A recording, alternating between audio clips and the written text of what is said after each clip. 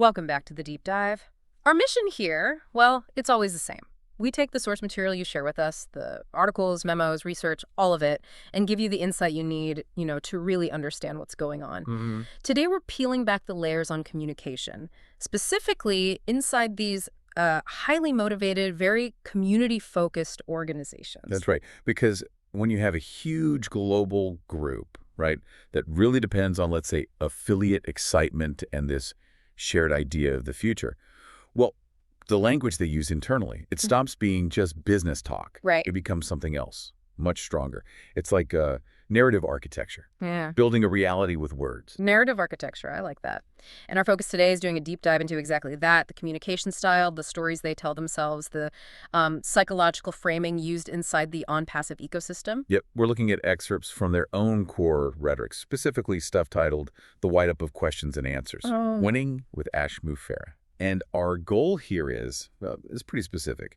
We want to unpack how basic things, asking a question, getting an answer, feeling united, how these are framed, not as, normal business steps, but as these sort of pre-planned moves toward the collective destiny, something inevitable. And we're going straight to the source using their exact words to get a handle on the reality they're building for their founders, their affiliates. Okay, let's unpack this then, starting right at the foundation. This internal narrative, the energy they create, the source material, it doesn't kick off with like logistics or earnings reports or anything like that. Yeah, no. It starts right away with this huge, almost overwhelming emotional statement, setting up what you could only call the energy of expectation. It tells founders, ladies and gentlemen, founders, believers, dreamers, this is our time. And what's really striking there is how fast they raise the stakes instantly. They're just bypassing anything ordinary. The language immediately puts them in this critical historical moment. They're standing at the edge of a new era, a countdown to destiny. Now, that's not just, exaggeration. It's a deliberate tool. A tool how? It's designed to create this cognitive urgency. If you genuinely believe you're at the edge of a new era, well, you're much more likely to accept big, sudden changes. You're primed for it. And the atmosphere, it's always described as having this electric energy all around the ecosystem, not just friendly, but high voltage, something that powers people up. But here's the critical part, I think. This energy, this atmosphere, it isn't coming from outside. It's generated by seeing everything they've done before as leading up to this moment. Exactly. Precisely. The material explicitly claims that every question we've asked, every doubt we've shared, has been preparing us for this moment. Now, that is a really sophisticated kind of rhetorical defense mechanism. Or reframing. Both, maybe. Any past worry, any frustration someone felt about delays, maybe a tough question a founder asked way back when, it's instantly reframed, relabeled. So those weren't problems. According to this narrative, no. They weren't signs of friction or weakness. They were preparation. Essential steps in a path that was already set out, a positive path. Wow. So the organization takes the emotional toll, the uncertainty, the waiting the founders went through, and it flips it, makes it valuable, says it was training. And the payoff, they're told, is massive. Because this moment, it's not just another update. This is a transformation of everything we've ever known. Huge stakes. And this whole setup leads right into the main instruction for how to handle uncertainty, right? When questions come up or doubts, the instruction is very clear. We don't panic, we power up. That's the anti-skepticism mechanism right there. In action. If you feel doubt, you're not told to go check facts elsewhere or criticize how things are run. No, you're told to turn that doubt inward. Use it to generate more energy. That reframing is so key. It makes sure skepticism never looks like, being disloyal or negative. Right. Instead, the rhetoric says every question finds its purpose and every answer unlocks another level of greatness. So just asking a question becomes proof you're engaged, you're valuable, you're actually helping things move forward. Asking questions becomes an act of fueling destiny itself. Yeah. And if you connect that to the bigger picture, like motivation, this process is absolutely vital for keeping everyone together, internally cohesive. How so? Well, the second potential problem pops up. It's instantly grabbed, co-opted, and labeled as positive momentum. The anxiety which might otherwise make someone pull back or start criticizing it gets turned into emotional investment. So the founder thinks, oh, my worry isn't bad. It's actually fuel for this whole thing. Exactly. My uncertainty is not a liability. It is fuel for the machine. That's the mindset. And this momentum then builds towards the formal definition of the whole thing, the wide up of questions and answers, which isn't just a meeting. No, definitely not. It's explicitly called a movement with an exclamation point. Yeah, the capitalization, calling it a movement, that signals a shift, doesn't it? It's moving away from just commerce into, like, collected ideology. So the people involved aren't just business partners anymore. No, they're where the global family of founders gathers with one heartbeat, one mission, and one goal. See that language? It builds this family-like collective identity, makes it less likely someone will make an individual choice that goes against the group's goal. And that unifying identity, it immediately focuses on the leader. It's all wrapped up in that hashtag win with Ashmufara. The goal is single, clear, non-negotiable, and tied right to the leadership figure. It simplifies everything, gives it a powerful focus. It does. And furthermore, the source material uses contrast, to define its own culture. It claims to be super transparent. It says, we don't hide behind silence, we rise through understanding. Okay, so positioning themselves as uniquely open and ethical. Right, implicitly comparing themselves to, say, the outside world, those supposedly secretive, cutthroat corporate places. And that promise of unique transparency, that must be really important for people scattered all over the world, making them feel their concerns are actually heard and used. Absolutely crucial. The voice of one, they're told, empowers the dream of all.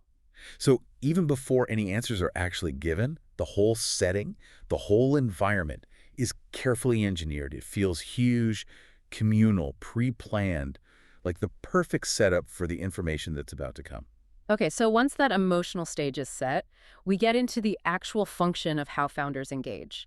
We need to really look at how these questions are treated, because they're not just requests for information, are they? The source calls them fuel for the next step forward. Yeah, that functional definition, it's a really powerful rhetorical move. It stops questions, even ones that might be really technical or critical.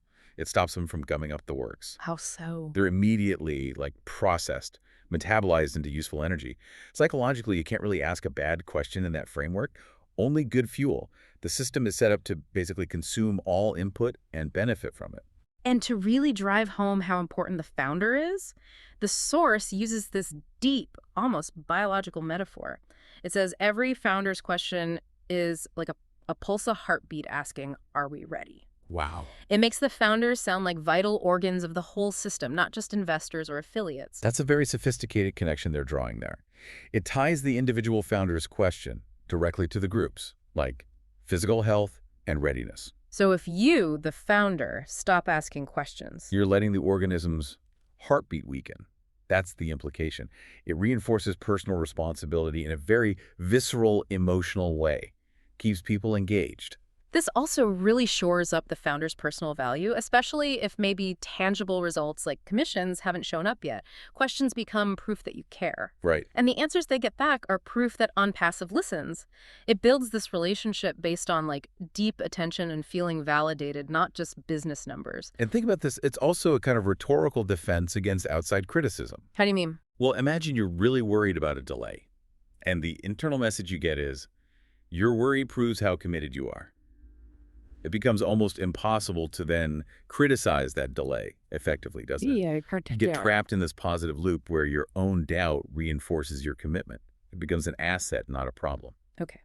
But if every single question is just seen as fuel, does that sort of bypass the need for actual deep, maybe technical answers? Is the main goal of this wide-up really about sharing information, or is it more about motivation, maybe even something spiritual? That's a really important point. And the language used around the answers suggests it's more the latter, motivation and belief. Oh. The answers from Ashmufara, they aren't presented as just, data dumps. They're positioned as a spark of clarity that sets our spirits on fire. The function seems clearly to ignite passion, reignite belief, not just satisfy curiosity. And the leader himself is framed as doing way more than just giving updates or managing things. Much more. He's described as releasing transformation and unlocking destinies. So the response to that metaphorical heartbeat, the question, are we ready? It comes back like lightning. Yes, we are more than ready. So the answers aren't just info, they're decisive, energetic, transformative acts in themselves. Exactly. They don't just inform, they supposedly change the founder's whole reality, their path forward. The leader isn't just a CEO, he holds the key to destiny. This lifts the answers up to the level of, like, revealed truth. Makes them much harder to argue with than regular company updates. This focus on shared experience then flows naturally into the theme of unity, doesn't it? Which the source says is the main truth people get from these sessions. We are unstoppable when we stand together. Absolutely. The need for unity is stressed constantly, and the principle of inclusion is key here. No founder is small. Every founder is part of the foundation. So everyone feels important. It ensures that the whole global family, no matter where they are or how much they've put in, feels equally vital to the whole thing. It's a way to stop people feeling left out, keeps everyone pulling together. And the organization defines its secret power, its ecosystem, by what it's not. Right. It's not built on competition. It's built on collaboration. This redefines what success means internally. It pits the collaborative founders against the assumed competitive, maybe nasty nature of the outside world, which helps isolate the internal community even more. Keeps them looking inward. Exactly. This collaborative focus is designed to protect morale. By saying there's no internal competition, it tries to foster a supportive space where your success is tied to everyone's progress. It encourages founders to look inward for validation to the global family instead of looking outward at, say, competitors or industry standards. The mindset shift they're asking for here is huge, and they keep hammering it home. Founders are told, you are not waiting, you are rising. That little word change, waiting versus rising, that's fascinating. It is, because waiting sounds passive, right? Like you're relying on someone else or things you can't control. Yeah. But rising, that implies you're already moving. It's active, it's inherent, powered by your own group action and belief. You can't be bored or frustrated if you're told your current situation isn't being stuck. It's actually a constant climb upwards.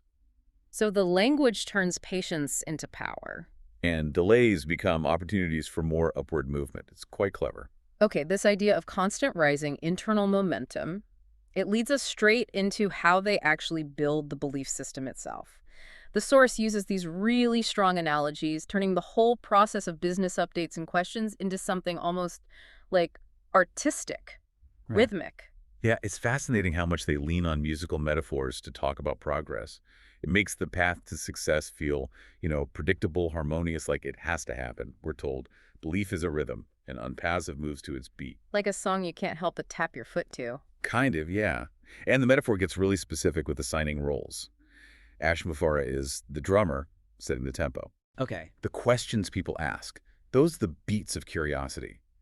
And the answers, those big moments of clarity, they're the melodies of truth. So putting it all together. Together, all these parts today, the leader, the questions, the answers, they create a symphony called progress. Now, a symphony implies something complex, but also harmonious, and something that definitely reaches a conclusion, right? Right, it has an ending. It suggests the whole ecosystem is moving in perfect time, perfectly synchronized, which leaves basically no logical space for things going wrong, for dissonance or error.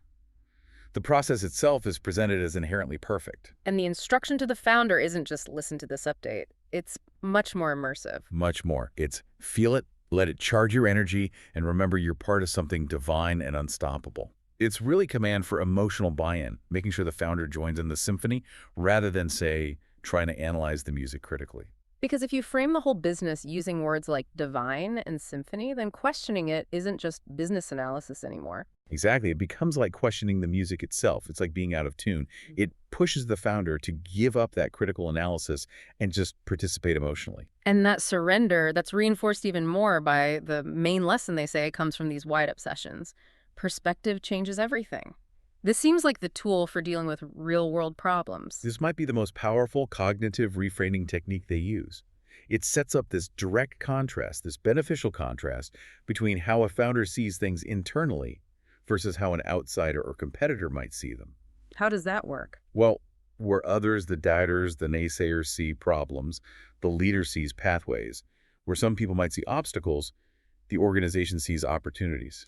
Okay, but doesn't calling every challenge a pathway, doesn't that risk making people unable to spot real, actual danger? It sounds like it trains founders to just ignore genuine red flags. It absolutely trains the founder to view perceived risk as basically a failure of their own imagination or belief. The rhetoric makes sure that any setback is instantly relabeled as a necessary, positive part of the already determined path.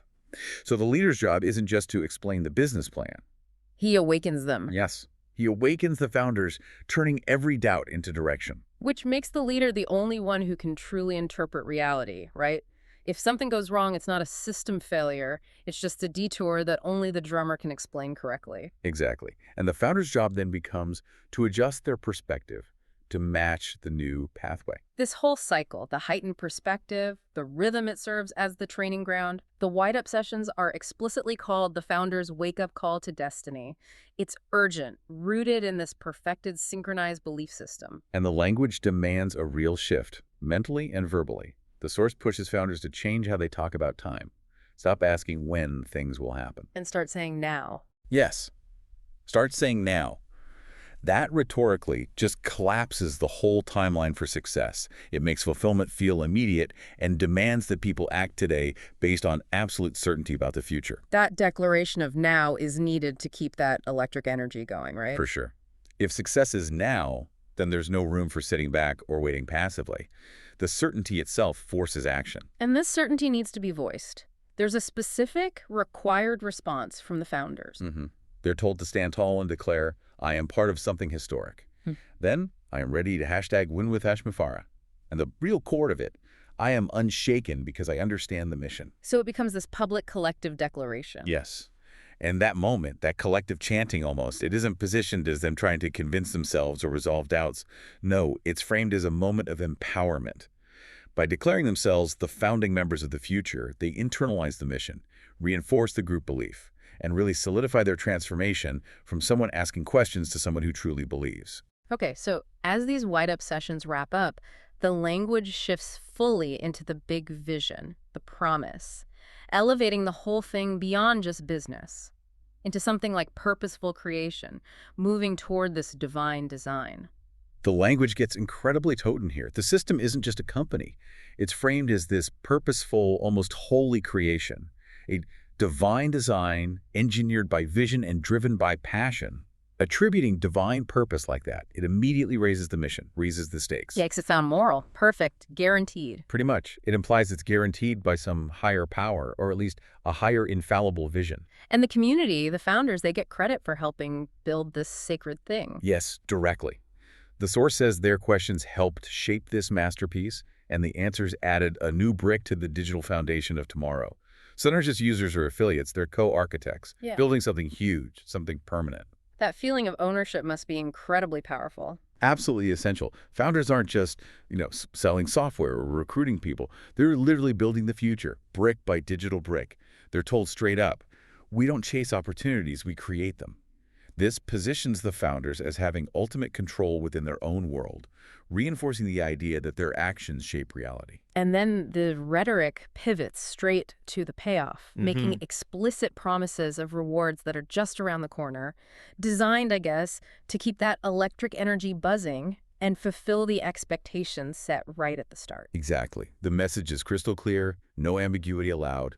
The commissions are coming, the connections are ready, the confidence is unshakable. A little certainty. Absolutely. And this guarantee of reward is tied right back to that preparation phase we talked about earlier. Section 1. The White-Up sessions were the fire of preparation. And the new system, it's framed not as something coming to test them, which would imply risk, maybe challenge. Right. No, it's coming specifically to reward you. Wow. Insisting the system only exists to reward people. That really minimizes any idea of risk, doesn't it? And maximizes the certainty of getting something back for their effort or investment. Completely. If the entire thing is divinely designed just to reward you, well, then failure becomes logically impossible in that framework. Which leads into the final, huge crescendo, bringing together the unity, the confidence, the divine purpose, all culminating in the idea that prophecy is being fulfilled. Yes, the source says the vision is crystal clear, and the leader has shown the world that when purpose meets passion, miracles happen. And the scale of this success isn't small, it's massive. The movement isn't just a big company, it's described as a divine force of digital empowerment that will reshape the planet. So the founder isn't just in a business, they're part of this global, almost supernatural, world-changing event. And what's really striking about this final part is how the timeline just completely collapses rhetorically. It does. The White-Up wasn't just getting ready, it was prophecy. And crucially, that prophecy is being fulfilled before our eyes, right now. This just erases any gap between the effort and the reward, reinforcing that immediate certainty we talked about. So the final state, the victory, it's absolute, and it's happening now. The system is ready, the mission is live, and the victory, it's already yours. You're not waiting for success anymore. You're already living in it. The instruction is literally go forth and live the victory. And the ultimate promise goes beyond just business success, it sounds like. It offers what? Immortality, irreversibility. Something like that. When you walk with Ash, you don't just move forward, you move forever. Yeah. And the final takeaway they hammer home is that ONPASSIVE will make sure the world will never be the same. It really transforms the founder into this kind of digital pioneer, a chosen one of the future whose success is guaranteed forever. The end result is, well, it's a truly remarkable construction of internal rhetoric, turning the affiliate into a co-builder of destiny, a participant in this perfect, unchallengeable system. Hashtag tag outro. So just to sort of wrap up the architecture we've analyzed today, the source material builds this incredibly strong emotional reality. Everything inside it, every communication, whether it's a tough question or a big answer, it all functions to confirm destiny, confirm collective power, and confirm that rewards are coming, definitely and soon. Right. By reframing questions as essential fuel and leadership as the key to unlocking destiny, the whole system just validates itself. It becomes highly resistant to outside criticism or even internal doubt. And here's where it gets really interesting for you, listening in. Understanding this has real applications. This extreme level of positive, purpose-driven language, it works incredibly well to unite and motivate a huge group of people spread all over the world towards one single transformative goal. It gives them a shared identity, a high-stakes story that makes any personal setback seem tiny compared to the promised group success.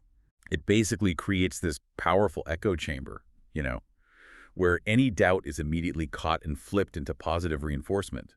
You can't really voice a critical concern without it being labeled as proof you care, which just cements you further as a believer who's providing fuel for the engine. So what does this all mean in the end? If every doubt, every operational question is instantly reframed as fuel for destiny, what's the ultimate cost of keeping up that kind of unshakable confidence? What potential real-world risks are founders may be encouraged to overlook because they're trained to only see pathways and opportunities? Yeah, and how does that promise fulfillment of prophecy?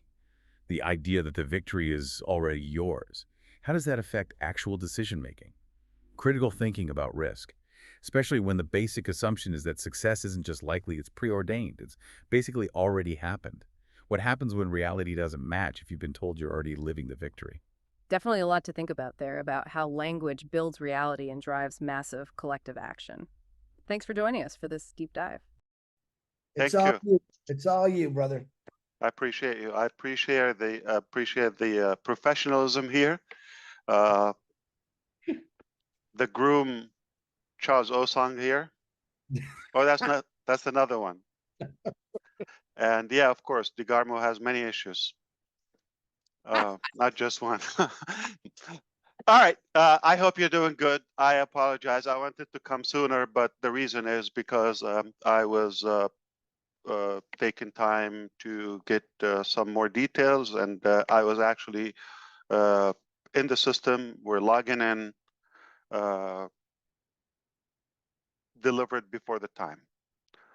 So last time we talked about a possibility of us having a link, and we're able to log in the system and go live. That has been achieved. I have a copy open on my machine here, and it is better than I thought. So a couple of things are way better today than before. Let me update you. The first thing, and I want to say the overall betterment, and then we're going to say talk about the mechanical betterment. So overall, today, not only we're on the right track, we're in a much better position strategically than we were 5, 6, 7, 8, 9, 10 months ago. Today, we're in the perfect position that I wanted to be years ago. And that position is to have the right talent to help us reach our goal sooner, effectively, more efficient, and in the safest possible way. That was the dilemma previously. As of now, the best part is we have the talent. And I want to focus and underline the word talent better than experience. Somebody could have 30 years experience of just flipping tacos or burger, whatever, right? Doesn't impress me. You're doing the same thing. You're uncreative. You're not creative for 30 years. You should have reached a new level in the taco industry. But to have the right caliber, the character, the honesty, the integrity, the talent, creativity, that is a rare combination. People that get it quickly, seamless progress, right on time.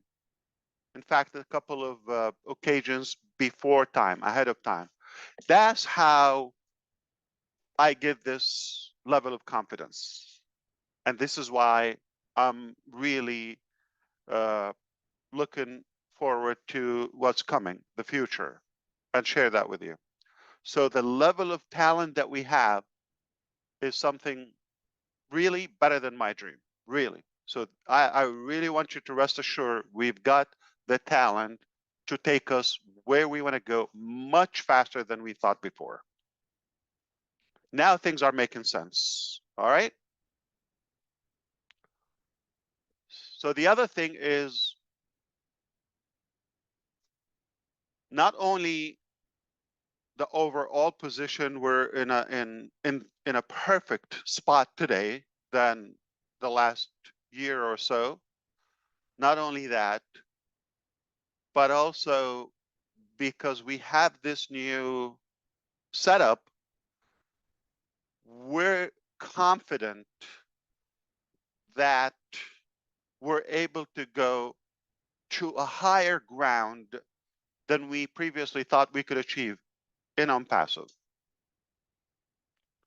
That gives us the motivation, it gives us the excitement that yes, now whatever we throw on at the table, then we're able to make it happen seamlessly. So it's really like a dream come true. That's the bottom line. In conclusion, not just failure is not an option. I can tell you, we got it. We absolutely got it. And that's it. There's no mystery. There's not a question like, are we able to recover, to give back the data, this, that, okay. That's done. As of today, I can confirm with you, we have recovered the business. We're not going away, we're coming back, but not just back. All right, we're coming much stronger with the right people, with the right caliber, with the right integrity, with the right talent again. So all in all, we're, I think, better direction, better position, and aiming to enormous success that lies ahead. Now, I'm saying this not because of what I heard or the promise.